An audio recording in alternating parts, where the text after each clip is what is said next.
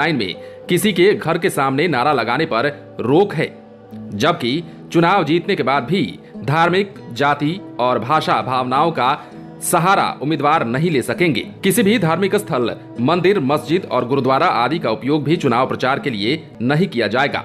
अगर किसी की भावना आहत करने वाली बात सामने आई तो संबंधित अभ्यर्थियों के खिलाफ कड़ी कार्रवाई की जाएगी। किसी भी व्यक्ति के कार्यों या विचारों का विरोध करने के लिए उम्मीदवार या समर्थकों द्वारा ऐसे व्यक्ति के घरों के सामने धरना देने, नारेबाजी करने या फिर प्रदर्शन करने पर भी रोक लगा दी गई है। पंचायत चुनाव के दौरान उम्मीदवार चुनाव कार्यालय खोल सकेंगे। पंचायत निर्वाचन चुनाव के लिए अभ्यर्थी अपने आवास और कार्यालय पर प्रचार वाहन या फिर चुनाव प्रचार करने के लिए पोस्टर, बैनर आदि का उपयोग कर सकते हैं। अभ्यर्थी चुनाव प्रचार करने के लिए अपना कार्यालय खोल सकते हैं, परंतु इसकी सूचना वे निर्वाची पदाधिकारी को देंगे कि चुनाव कार्यालय किस स्थान पर स्थित है। किसी भी उम्मीदवार का अपने पक्ष में लगाए गए झंडे या पोस्टर नहीं हटाए जाएंगे। पंचायत चुनाव में चुनाव दलगत आधार पर नहीं होना है, इसलिए किसी भी राजनीतिक दल के नाम पर या दल के झंडा आदि से चुनाव प्रचार उम्मीदवार नहीं कर सकेंगे।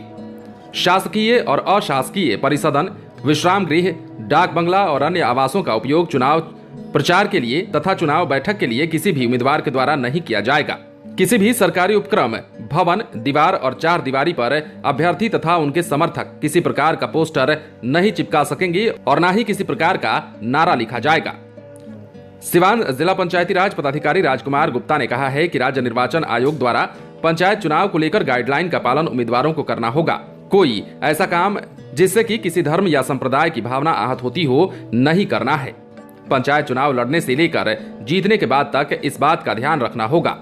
आयोग से मिले निर्देश का अक्षरशः अनुपालन किया जाएगा। चुनाव को लेकर तैयारी में फिलहाल विभाग जुटा हुआ है, तो कुल मिलाकर बिहार में होने वाले पंचायत चुनाव को लेकर अभी से तैयारियां तेज कर दी गई हैं और कहा जा रहा है कि जल्द से जल्द इस चुनाव को संपन्न भी करा लिया जाएगा। और ऐसे में अब विभाग के द्वारा दिशा निर्देश जारी कर दिया गया है। बहरहाल इस बार होने जा रहा बिहार पंचायत चुनाव काफी मायनों में अलग होने वाला है, क्योंकि इस बार कई ऐसी चीजें हैं जिन पर मनाही हो गई है, कई ऐसे काम हैं जो आपको नहीं करने हैं। और अगर इन सभी गाइडलाइन का पालन नहीं किया जाता है अथवा किसी अभ्यर्थी या उनके कार्यकर्ताओं के द्वारा चुनाव के गाइडलाइन का पालन नहीं होता है, तो ऐसे में उन पर कार्रवाई भी सुनिश्चित की जाएगी। आप बने रहें लाइव सिटीज के साथ। यदि आपने इस चैनल को सब्सक्राइब नहीं किया है तो सब्सक्राइब कर लीजिए, ताकि हम आपको खबरों से अपडेट रख सकें।